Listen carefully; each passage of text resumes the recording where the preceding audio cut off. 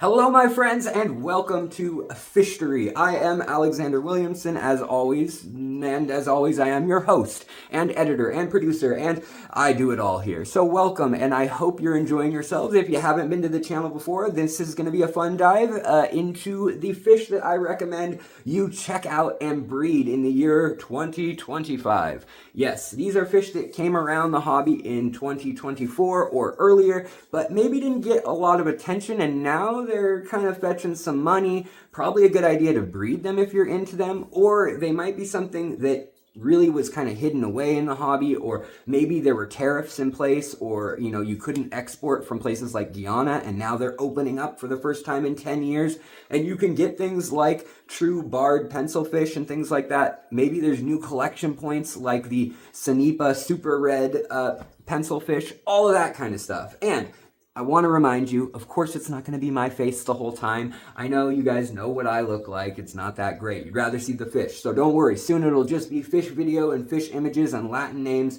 and that kind of stuff. But I want to say a couple things before we get into it this year. Before we get into the 7th annual prediction of what I think would be great fish to be checking out and or breeding for profit or for interest, or just because you like fish and there's something new that you probably haven't heard of before. This is put together by looking at trends, by talking to people in the hobby, by figuring out which new fish are being farmed, which fish used to be farmed years ago and kind of got forgotten about, and maybe they're floating around again a little bit, which fish people are talking about on Google trending and on SEO, search engine optimization terms, and things like that, hashtags and so forth. So I do a lot of research for this episode, and I have to thank my channel members, my Discord members, and all of you just watching, liking, sharing, doing all of that stuff. Without you, it wouldn't be possible. Now, the last two things before we jump into this episode of 2025 Fish You Should Breed and Check Out is that we are not going to be covering bread and butter fish. So fish like for instance, your thread fin rainbow fish or your peacock gudgeons. Great fish, and they fetch good money, sometimes 10 or 15 bucks for high quality fish. But they also sell them for really inexpensive in places like Petco, PetSmart these days. And they're starting to sell a lot more interesting and diverse fish. Things like celestial pearl danios even. And if you're like me, you've noticed that the quality has gone completely downhill, even with corridoras and tetras and things, because they've been farming them, inbreeding them, and, also transporting them very poorly. After all that, the last thing I'm going to say is that we are not covering fish that do not reproduce in captivity. So things like mormyrids or stiphodons or, gobies that need to go out to sea 1,000 miles and then feed on larval food and then come back. Even your most advanced experts are probably not set up to deal with that. So we're going to stay away from that kind of stuff in this year's video, even though I've covered that and the kind of Petco, PetSmart bread and butter fish that you should still be breeding CPDs. Get your 10 bucks, 12 bucks, but breed big, fat, juicy, beautiful adults for that price, that kind of thing. And without further ado, let's kick off this video. We are starting with a category you may think is so common. Why would you breed this? And it's because it's beautiful. People will pay for it when they see it. Now, celestial pearl danios went for $100 when they were brand new in 2006, when they were first discovered in the mountains around Lake Inle and the Wa and Shan region of Myanmar and the border of Thailand there. And that area is not short on beautiful danios that you should be breeding. There are over 125 different known danios and brachiodanios, as well as danionellas. Some of the danionellas are the smallest fish we know of in the hobby, but the danios we're going to stick with because tin winnie or gold ring danios, kythit danios, beautiful, sometimes called firebar danios, but also they've been crossing them with the zebra danio. And to touch on this briefly, I don't know how I feel about all this yet because I don't know if they're able to reproduce on their own or what. If they are not able to reproduce on their own, these hybrids that exist between the zebra danio and all these other danios, then maybe it's okay because, it's not going to get out into the hobby and get really confusing. But already the celestial pearl danio and the emerald dwarf rasbora, which is a danio, obviously, the erythromicron Omicron Danio,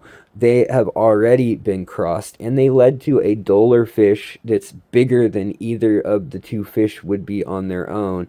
And I just don't think it's that good looking when you look at it compared to a beautiful specimen of either one in the wild. And so that's another thing to touch on. If you can find yourself quality brood stock, quality spawners, you know, really, really good looking fish that still have really good genetics, honestly, Dan's Fish is a great place to go.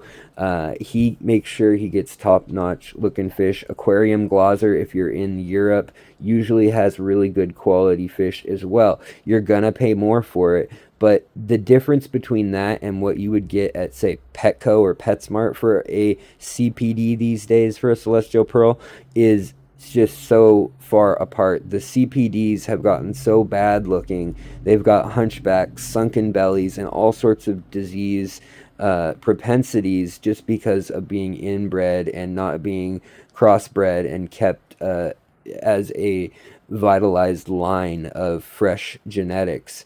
Also, there's a civil war going on in Myanmar, and that makes things really difficult as well for that whole topic. But there are lots of beautiful Danios throughout Southeast Asia. There's the Mekongensis and a number of others that right here I'm going to pop a couple by you on the screen and just look at the diversity and the beauty out there. They're easy egg scatterers, and you can easily breed these and breed quite a few of them, and you know, feed them easily, not stress about that. They don't live super long, they don't take up super amounts of space. And other than the zebra danio and the pearl danio, the giant danio, those bigger danio species, they actually are not very aggressive. And zebra danios, which are the most popular, are actually a fairly aggressive danio when compared to the others. They get a little nippy and they swim around a lot. So I know that this is a lot of fish to cover, but I think breeding any of these will do you well if you get good quality genetics. Just do your research on what you're buying and you'll be fine. Alright, so to kick things off for this next group, we're talking about pencil fish, we're talking about tiny mouths, we're talking about one of my favorite... Okay, I'm done singing, guys. I just had to sneak some singing in there. But yeah, pencil fish, they're an incredible group of fish. Some of them, yeah, you're only going to get $5 to $10, but there are some now reaching the $30, even $40 range. So let's talk about what you might want to breed. Alright, so then we've got the three-lined pencil fish. Now, these are incredible fish. These are a golden variety I saw in Seattle, and it turns out that it's most likely from a parasite that actually causes an irritation in their shimmery cells, iridophores, just like in the Rodway tetra, the silver or gold tetra. So it's probably not inheritable, but these are still a great fish to breed, and if anybody could figure that thing out to work inheritably, they could make some serious money. So get on that, guys. Also, I love the Anduzi pencilfish. This one gets overlooked all the time, but it's fairly easy to breed in kind of a species-only tank or a little biotope tank. And yes, they have tiny babies. They're tiny fish, and you may not get the most money for them, but these are definitely one that I think will be popular. I think you could definitely get, you know, $7 to $10 for these fish retail.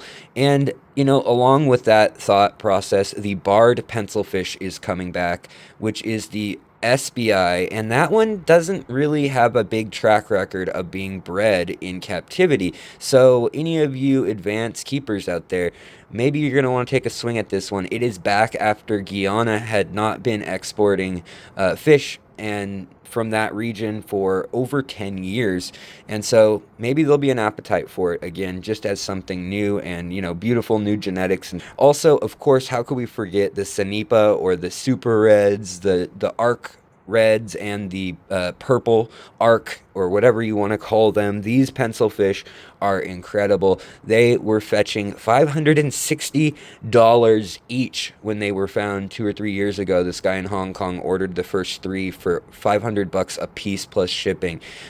Now they're down to $30 or $40 for the really, really red ones, and for the very red ones, I don't know what to call them, the non-super reds, the very reds or Sanipas, those are going for anywhere from $15 to $25 still all day long. So definitely a good selection of fish. You can have a peaceful group of fish, not too hard to spawn, and a lot of fun. I think there's a group of pencil fish out there that you could spawn for just about every level of aquarium keeping difficulty above beginner. So check these out for sure.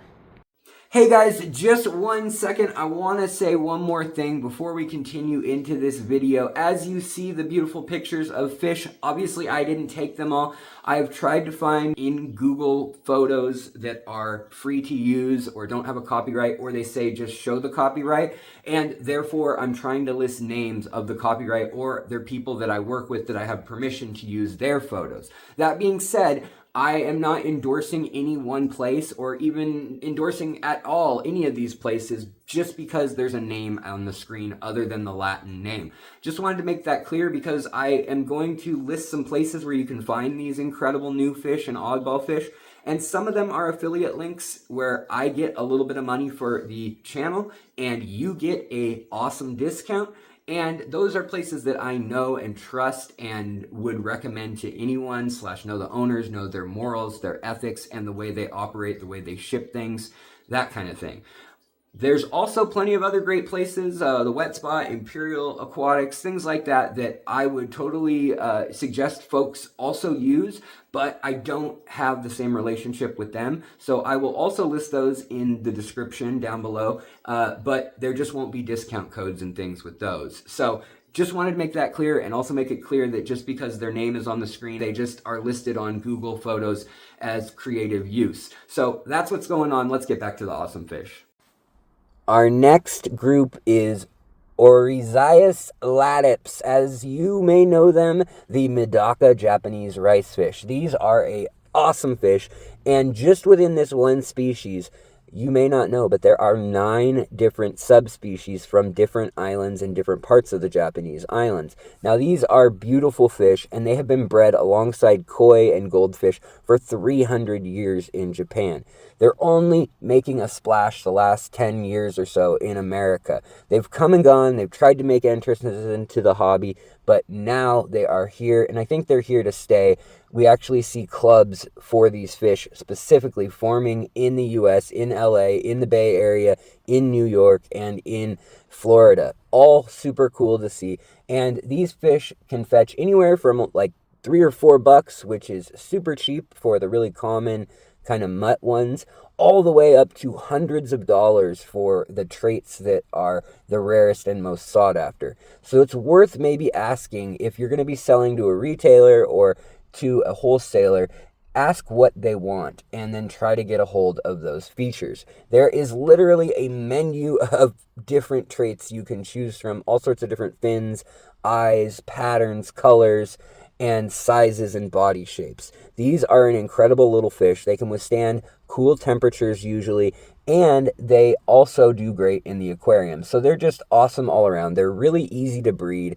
And they're usually not that predatory of their babies. So they're like really easy to breed, generally speaking. Now, there are a lot of beautiful ones that are Japanese, but what I want to point out this year is the wild types. We've known about the Indian ricefish and the Java or the Daisy's blue ricefish for quite some time. They've been in the hobby, and you know, they're $5 to $10 usually, and they're okay. Sure, breed them if you'd like. But there are a whole bunch more that are out there, including some of the really teeny tiny ones, and they all still carry their eggs on their belly, and then the males do a little dance and kind of show off to the females holding the eggs. Then they stick it to some sort of vegetation in the tank, and this happens pretty much daily if you have a nice group of them. But check out these wild types. Some of them have really cool features without being selectively bred at all, like the Medaka ricefish. So check these out, think about breeding them, and track them down. Places like Dan's Fish, the Wet Spot, and specialty stores that ship eggs from overseas. All great places to get them, and definitely a fun fish to raise regardless. We are at the last section, my favorite section that we're going to be covering in this video, the Tetras. We're talking about African Tetras, we're talking about new species of Tetras, new color morphs, all sorts of really awesome stuff that just entered the hobby. And that's where we're going to end this video today. we have a second part to the video, because if you made it this long, I figure you'll watch the other video. If you don't make it this long, you don't even need to know there's a second video. You didn't want to watch it all. But the next video will be covering loaches and catfish and plecos, all the hill stream stuff. All of that good stuff will be in the next video, but we're going to end it with the nanofish and the tetras today. And this is also my goodbye to you, because I want to end it on a note of beautiful fish. So thank you so much for all you do, for the likes, the subscribes, the support. You guys rock. You're the best community out there. And let's look at some beautiful, beautiful tetras. When talking about tetras, where do we start? I mean, there have been so many new species found, new color variants, new color morphs. These have to be one of the all-time most incredible tetras ever. And these are the crystal red, sometimes called the cherry red. They're probably going to be getting an official Latin name. I think the placeholder, I'll put it on the screen, but I don't know if that'll stay the same. It's definitely in the genus of FISHTORY, and they are a showstopper. When you feed them the astaxanthin, like red color enhancing foods and things, they just turn an electric color that I've never seen in the hobby before. And speaking of that, another tetra that I want to show you is another one that's just a showstopper before we get into the whole FISHTORY grouping that just kind of entered the hobby in the last 1 to 3 years. There is an black arrow tetra. Absolutely stunning. And, you know, these names may be subject to change, so I'll put them on the screen, but some of them are so new that they may change. Another great tetra, the Amapa tetra. It's got that little red laser line on it. Very delicate for like an aquascape. And the Tucano tetra is one that's been around a while, but it's still fetching really good money. And from what I've heard, it's just hard to catch in the wild in groups. And so breeding it might be a great idea. Still fetching $10 to $20 a fish at retail. Also, all the FISHTORY that are out there, from the crystal red we talked about to the Imperial lapis, or possibly the Melanostetios, is what it'll be called. It could be a new species or collection point of that too. I had some of these. They're an incredibly beautiful fish that colors up every color of the rainbow. I think they're the most slept on tetra in the hobby right now. Also, the blueberry tetra, or the Wade tetra, FISHTORY Wade, beautiful little fish. They turn all sorts of blues and reds, really interesting.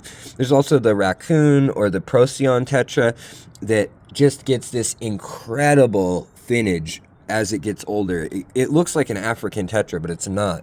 You know, there's also the Moenchihyasia. I'm probably butchering. I always say that genus wrong, but the yellow Kogel tetra. These look like another African tetra, but they're actually South American. Dan Fish had these.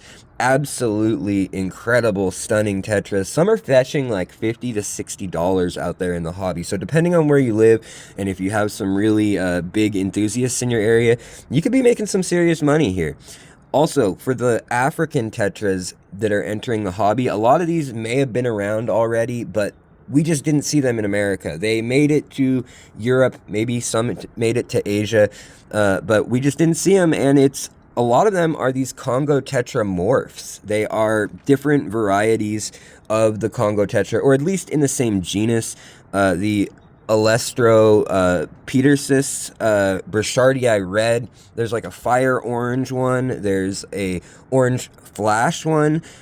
In that same genus, there's the Nigopterus, or I guess that's how you'd say it, red or orange flash, and they just have this cool color tone change. And, you know, along with that, there's another one that I think gets overlooked every year. It's still fetching like $30, $40, $50 a fish, especially if it's mature. And that is the Phenecogrammus auranticus. It's not actually a tetra, but look at this fish as it swims. It is one of the most majestic and incredible fish I've ever seen in the hobby. Lawrence Kent had him at his house in a school, and they were absolutely beautiful. They do get a fair size, as a lot of the African tetras do. But There have been so many cool new Tetras entering the hobby, and there are so many that just don't get collected. And so I want to show you a few other of my favorites across the screen right now, and I won't even attempt to say the name. I don't want to butcher them. But needless to say, if you breed any of these fish, you'll get good money from people at your club and or fanatic people. If you want to sell them online, you could definitely get top retail dollar, or even wholesale. You should be getting, you know, $5, $6, $7 for these fish from quality stores that, you know what they're looking at. So if you can figure out how to breed them, a lot of them are just egg scatterers, and I hear they're not too hard. Absolutely get on that. Tons of incredible fish coming to the hobby soon, and hopefully you'll stay tuned for part 2, which is coming out in the next week or so. All right, guys, take care and have a great day.